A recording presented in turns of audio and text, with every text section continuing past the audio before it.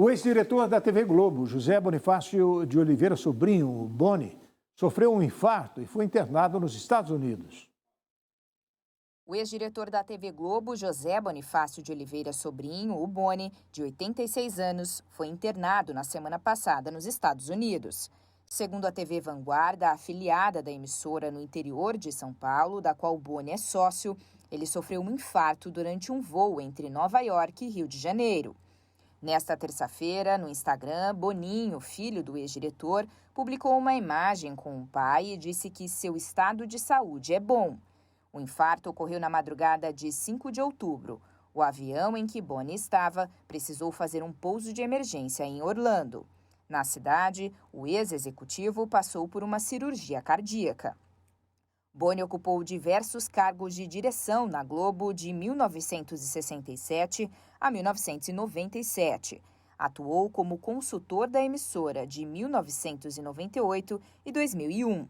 É um dos responsáveis por criar o chamado Padrão Globo de Qualidade e por implementar a grade de programação da emissora com o horário nobre sendo composto por 2 novelas, o Jornal Nacional, uma terceira novela e uma atração especial na sequência.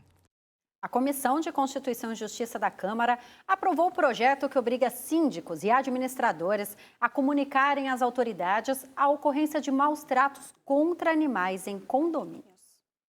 O texto é de autoria do deputado Fred Costa, do Patriota, e relatado pelo deputado delegado Pablo, do União.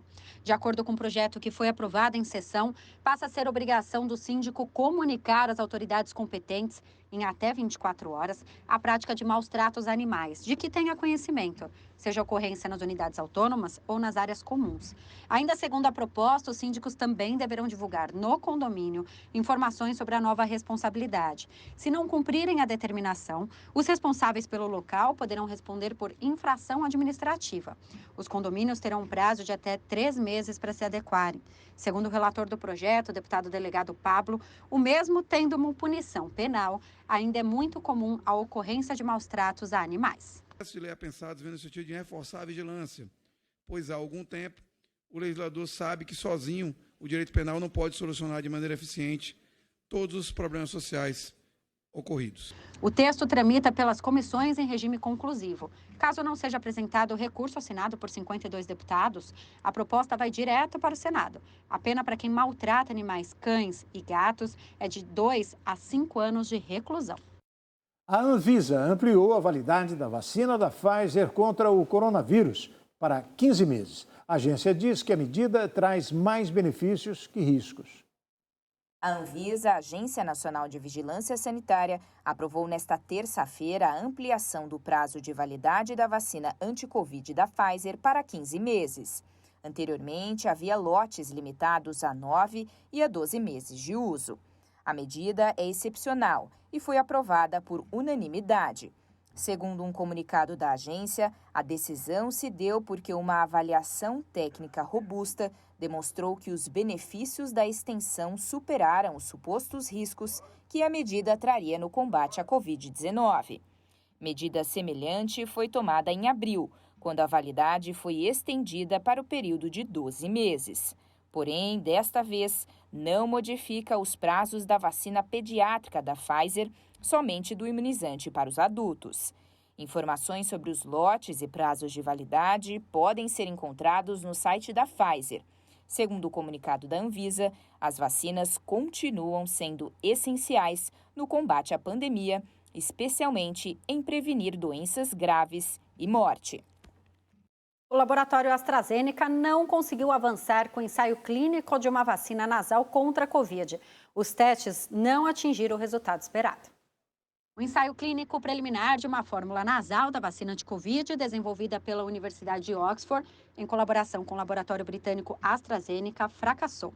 A Oxford estima que este estudo é o primeiro a ser publicado sobre uma vacina de vetor de adenovírus por spray nasal. A universidade explicou que os pesquisadores observaram uma resposta de anticorpos nas mucosas nasais em uma minoria de participantes.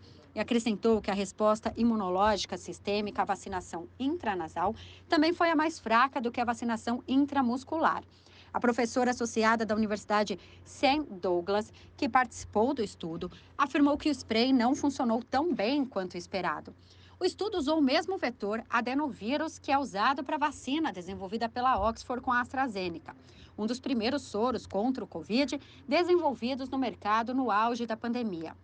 O ensaio envolveu 30 pessoas que não haviam sido vacinadas anteriormente. Países como a Índia e a China já aprovaram vacinas nasais, mas que foram produzidas por outros laboratórios. Os destaques desta terça-feira. Um incêndio de grandes proporções tomou conta de uma empresa em Belo Horizonte. O perigo do esporte radical. Homem morre ao praticar tirolesa no Ceará. E japonês acredita em falso astronauta e sofre grande golpe financeiro. Acompanhe. Um incêndio de grandes proporções atingiu uma empresa em Contagem, na região metropolitana de Belo Horizonte.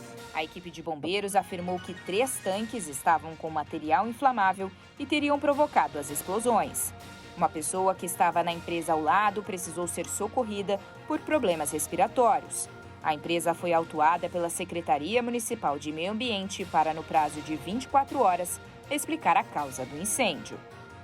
Perigo em prática esportiva pede atenção de turistas.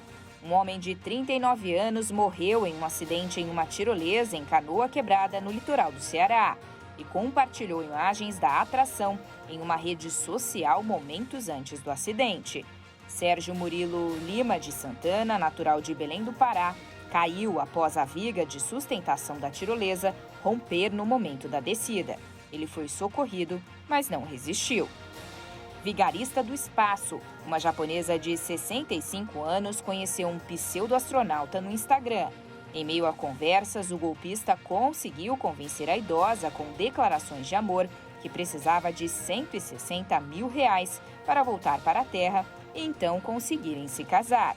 Depois de transferir o dinheiro, os pedidos continuaram. Suspeitando ela, procurou a polícia, que investiga o caso. No divórcio com animais, a pergunta sempre é: com quem ficará? Para resolver o problema que muitos casais passam, a Comissão de Constituição e Justiça da Câmara aprovou um projeto que estabelece as regras para a guarda compartilhada de animais. O PL estabelece que o juiz pode fixar direitos e obrigações das partes e o dono que não tiver a guarda do animal poderá visitá-lo, além de fiscalizar a posse pelo antigo cônjuge e comunicar ao juízo o descumprimento de obrigações. O prazo para as regras entrarem em vigor é de 60 dias após a publicação. E depois do intervalo, após um longo período fechado para o turismo, Japão reabre portas e espera aquecer a economia. E os 91 anos do Cristo Redentor, uma das 7 maravilhas do mundo moderno. A RB Notícias volta daqui a pouquinho.